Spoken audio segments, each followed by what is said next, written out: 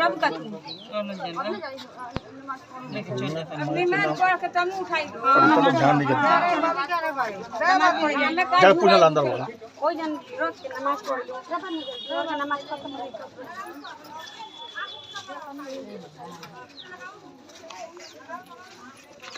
कहां जाएंगे नमाज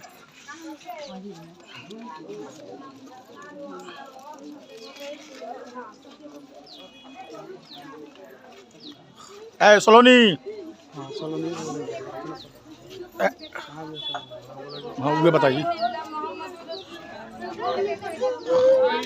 एक मिनट आने तो अम्मी के नाम कौन सी हो शहनाज खातून कह दे जाके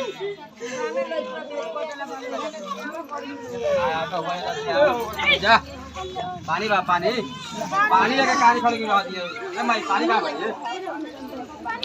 वो जो सीसी भाई काट कर है ओ यही बा